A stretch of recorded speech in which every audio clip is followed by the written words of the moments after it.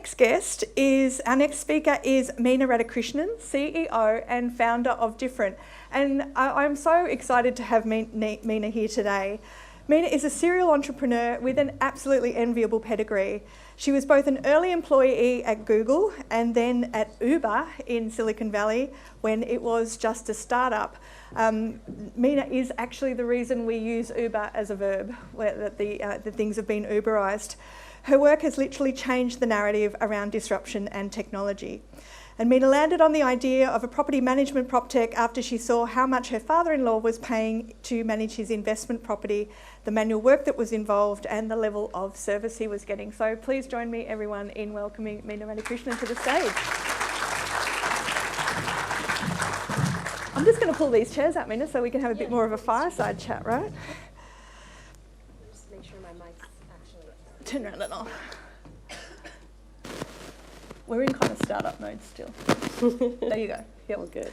I think you're good. So thank you for joining us. You have had an almost dream career from Silicon Valley, working for Uber, and then as the original product manager, I think you're, how are we going? No, you're good. Your original product manager of Uber. What were your experiences like in Silicon Valley? Take us back to that time and what you learned while you were there. Yeah, you know, it's funny when you look back on your career, you can always tell the story after the fact and connect the dots, you know, as it was. But certainly during, I think, the stage of my career, I had no idea that that's what I was actually going to do. So I went into university thinking I was going to become a doctor, like most good Indian girls. Quit that pretty much right away, and somehow fell into computer science and became a software engineer. And actually, my very first job was working as an engineer in Goldman Sachs in New York. And I was like, what am I doing here? Like, this company doesn't value engineering and technology. This is not what I want to do with my life.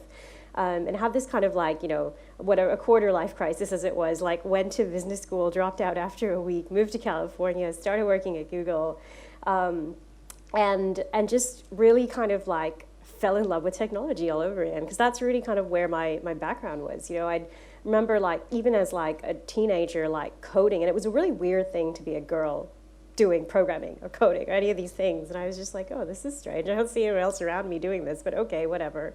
And then to come to school, like be a computer science, being a computer engineer, and again, like be one of like 5 women doing it. And so like coming to Google, being in California, being surrounded by that, like by the technology, like that was just an exciting and interesting thing to do. And it almost like, it happened almost as a whim, you know, like it wasn't something that I like actively planned for. Like I am going to plan my career this way and go to Google and go do this and go do that. Like it's one of these things where you sort of follow your passion, you follow things that excite you and interest you, and then you find it and you just keep going with it. So what did you learn while you were at Google? What were kind of like the key takeaways that you got from Google?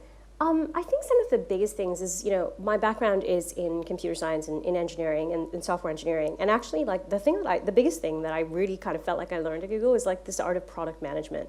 I think sometimes when people think about technology, they just think about software engineering. And, of course, like, what can we do without engineering? It's incredibly important. But it's not the only thing around it. And I think, like, one of the most powerful things at Google is actually how everything works together. Like, there is software engineering, there is product management, there is product design, there's product marketing, there's sales, there's everything, and it comes together, right? And Google's one of these places, there's a handful of companies in the world, like literally a handful, right? Where you get to work on products that impact people at incredibly high levels of scale. So, you know, I was 26 at the time, and one of the products the main product that I was working on was Google Toolbar for Internet Explorer. So you have to cast yourself a little bit back in time, right? So at this point in time, Internet Explorer 6 was the dominant internet browser in the world. It was used by 65% of the world.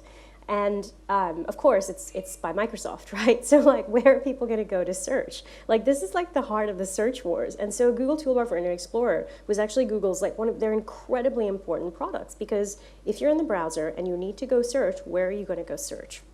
And so like, this was used by basically like a third of the worldwide internet population at the time.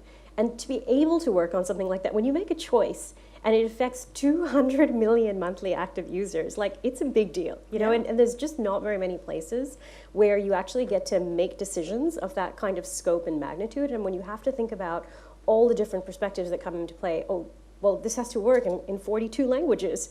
And how does it work when you think about right to left languages? Like, where does it go? And so I think that's really one of the big things that Google opened me to, which is that it's not just about engineering. It's not just this like one piece of code that exists there. It's actually how everything comes together to complete this really finished product. And also just the way in which you think about a product. It's not just about that imaginary ideal user that you have in your head. There's like all of the people that you have to consider. Like one of Google's really classic product management questions is, okay, pick a product that you love, blah, blah. Now explain it to a 5-year-old. And when you have to think about it in that way, like it really forces you to get down to the very heart of what is, like, how do you explain, I don't know, an alarm clock to a 5-year-old? And or describe something to a blind person or whatever it happens to be. There's so much that goes into the depth of creating a product. And I think that is one of Google's superpowers, is that it's just a place where you have to really deeply understand. It's a discipline, and it's just has so much value. So what did the founders of Uber tell you to get you to come over to them? What made you want to leave the kind of comparative safety of Google and all of that discipline and structure to go over to Uber? Yeah, actually, I left, sorry, It's in your pocket. I think every time you wiggle, it's wiggling. Hang on, people. There we go. So I actually left Google to go join a failed startup now. And I think this is a really great thing because, like, it's a startup no one's ever heard of. It's called ModCloth, and it was like a fashion e-commerce startup. And it was like, I'd been at Google about 3 years, and I loved it. It's an amazing company. I learned so much, great connections. I got so much value out of it, but I was bitten by the startup bug. I just really wanted to go kind of work on something smaller. And so I went and worked at ModCloth for like a year-ish. I was their first product manager. They just raised a Series A from Excel and moved to San Francisco. And it was like a fashion e-commerce startup. And like I worked on everything, like, e-commerce, like the new checkout, like taxes, shipping, learn more about taxes than I ever cared to or want to know in my life.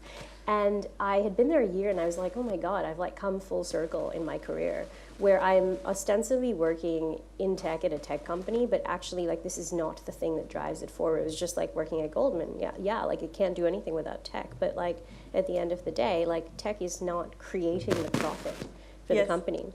And so like that was my biggest thing, is just like I need to be at a place where technology is what drives a company forward. And I just loved startups. Like I liked being at places that were just small and fun and interesting, and where you get to have so much impact in what you do. And also like this is a long time ago now, right? Like so then I joined back, like it's 12 years ago. It's the dawn of the mobile era. So you got to remember at this point, like, the iPhone 3GS has just come out. Like, this is like, and I was like, I want to be in mobile. This feels like the future. This is what I want to do. This is where I want to go. And so I was like, I just made a list of all of the, like, mobile companies that were out there. And I just, like, I looked every single one up on LinkedIn. I looked up every CEO, and I was like, who do I know that knows the CEO? Okay, fine, like, connect me. And I just sent out a ton of like cold calls. And then I saw Uber and I was like, what is this Uber company? Like this is, and so my good friend connected me to Travis. And we just had this like really long conversation randomly on like a Friday night over the phone. Spent the next week doing kind of full on interviews. And I was like, yeah, okay, let's do it. Also funny story at the time, like I did not drive. In fact, I only got my driver's license 2.5 years ago. I'm still on my P plates, by the way. And so, like, in San Francisco, like, the taxi situation was a disaster, like an absolute disaster. I remember, like, being out for one time, like, trying to get a taxi for, like, 35 minutes to go out and meet some friends. I was like, okay, I give up. I'm going home and having a glass of wine instead. And so, like, Uber was just like, this is amazing. Like, I don't have to, my own private driver, like that was the tagline, right? And so that was it. Like, I was just like, okay, I really get why this thing matters. And none of us had any idea what Uber's going to turn. Certainly not me. Like when I joined Uber, it was 20 people. I was the first product manager, ended up running product there for 4 years. And like, I mean, we didn't know what it was going to be when we started it, for sure. Like, I don't know if any of you have ever seen, like, I think people have talked about this. Uber's original seed deck was like I think it was like 1 on 5, like a 1 million on a 5 million pre-valuation.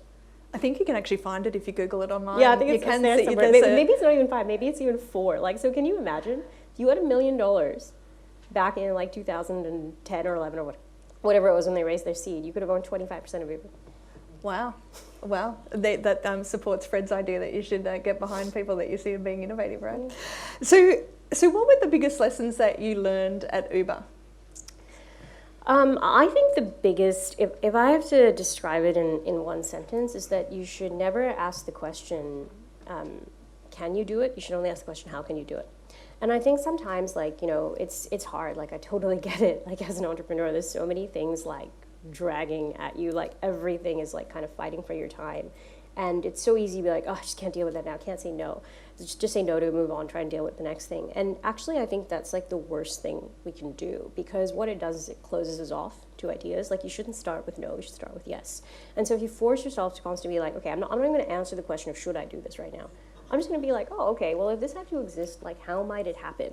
And that thought process of just like, okay, where would it go, is actually what leads you to the things like UberX. When we came up with it, it was just like, should we do it? I don't know. We had the idea of UberX like ages before we actually started it.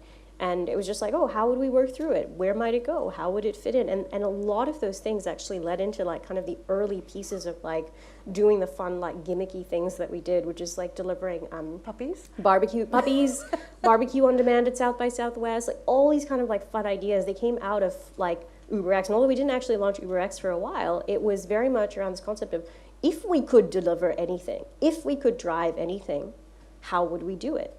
And then asking the question of, okay, well now should we do it? So I think that was really the biggest thing, is just being very open to ideas, like not worrying about the constraints before you even figure out how to do it. Yeah, I think that's great, because we often ask our clients or our potential clients to be curious and think about, what we're suggesting to them before they give us a hard no as well. So it's actually basically internalizing that ourselves and thinking about how before we think about yes or and no. It is challenging, like it is, because you're running a business and you're worrying about like the 10,000 other things there.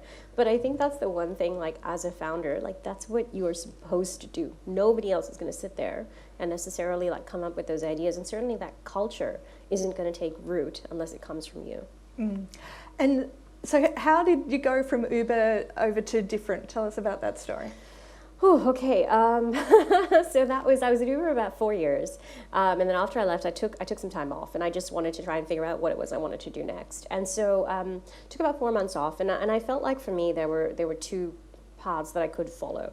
I knew I loved tech, I knew I loved product management, I knew I loved startups, and it felt like I'd done like two of the big things that people do, which is like go work at a big company, see what that's like, try a bunch of different things, go work at a small company and like be the first person and create it and build the discipline and grow the company. And I'd done both of those things several times over and didn't want to do either of those again. And so it felt like then the two options for me were to either like go be an investor or go be a founder. And so I played at being an investor for a while. I was an entrepreneur in residence at Redpoint Ventures, where, funnily enough, actually, so the partner at Redpoint, Tom, is the one who originally introduced me to Uber, to Travis, and set that up. And so I worked with them for a year. I had my own consulting company, kind of just staying with things, worked at Cowboy Ventures as an advisor there for like early stage product companies. And I learned a lot about what it was like to be an investor, and having to make those kinds of decisions about like, do I hand this person a check? I can't do anything to make their decisions. I can't help in any real way, but like, do I want to actually give money to this company? And I realized at the end of it that like, it was fun. It's a lot like kind of an intellectual candy shop. You're just learning about new industries and new companies all day long. But it wasn't what I wanted to do. I wanted to get back into building. Yeah. And so my husband was in a very similar place at the time. He'd gone sort of a different path than I had, but ended up at the same place where he was like, I want to be a founder too. And fortunately, we are good at different things, so we work well together. Like, we're still married, so well far so done. good. Yeah. And so we spent a year, actually, we just gotten married, so we spent a year sort of like thinking about what it is we wanted to build. We gave ourselves a long honeymoon and said at the end of this honeymoon, we're going to figure out what it is we're going to build and where we're going to do it. And we have this like, it's sort of like quantity over quality to begin with, like with this long list. It's a Google Doc with a ton of different startup ideas, most of which are just absolutely terrible. Like, you shouldn't do them at all. But somehow, had one too. Yeah, no, I mean, really, like, again, this is one of these things, right, where it's like you can't say no to stuff. You just have to like keep putting it down, and something will come up there eventually.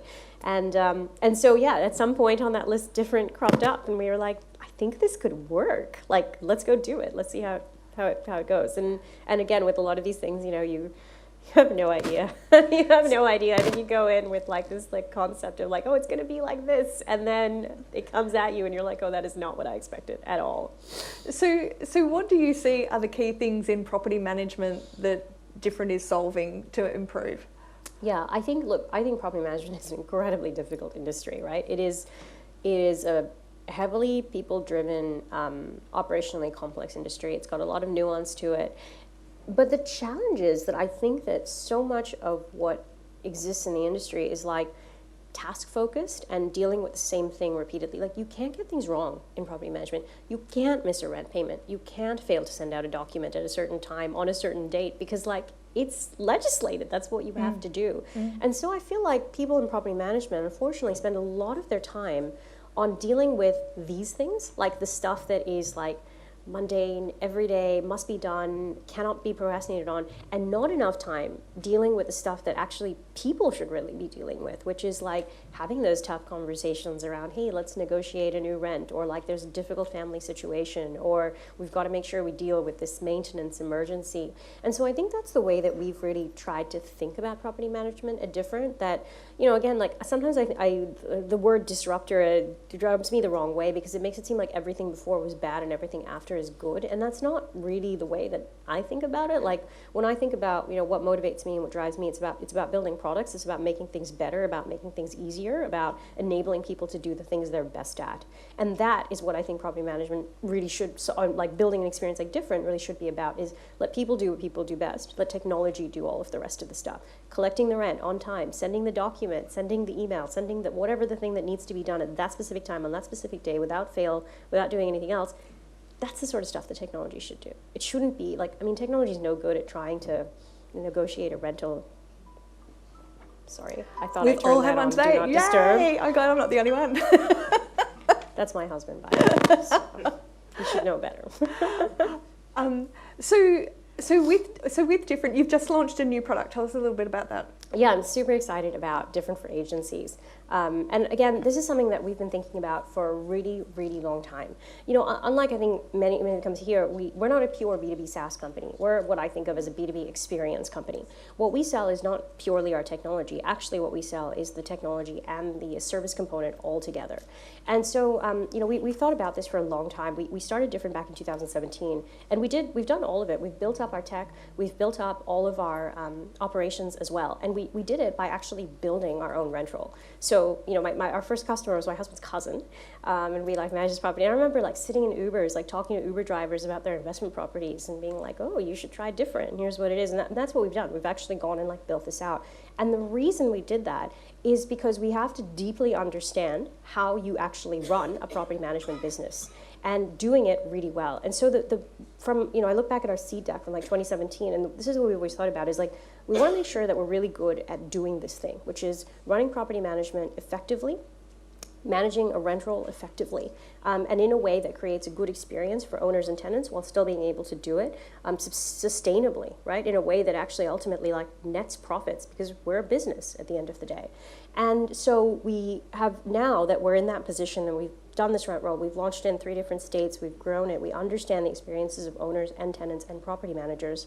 We really want to be able to partner with agencies to actually help solve that problem of how do you manage a rent roll effectively while still creating a great experience for your customers. And that's really what Different for agencies is all about. It's about being able to own your rent roll without having to deal with the hassles of managing it. I imagine that's going to be very popular for quite a lot of real estate agents who don't want the hassle of it. It is hard, and we know it. We've done it. We've done it for a long time, and we're really excited about it. You know, we launched the product fairly recently. We've seen great uptick in the market around it. We just launched our first 5 pilot partners 10 days ago on October 1st. We've got a bunch more coming down the pipeline this year, and you know, anybody who's interested, we're ready to go there, because I think that's the big thing, is that we have, over the past 5 years, like built and planned for scale. We know how to do this with thousands of properties, thousands of owners, thousands of tenants. We know how to do it well, and that's really been the big focus for us. Thank you so much. Mina, it's been fantastic to talk to you. Congratulations on everything that you've achieved. And thank you. Thank you for Uberizing the taxi industry. We're all very, very grateful, I think. We're all very grateful. Yes, except when people thank me for surge pricing. I wasn't the only one who had anything to do with that. Ladies and gentlemen, please join me in thanking Mina Radhakrishnan. Thank you.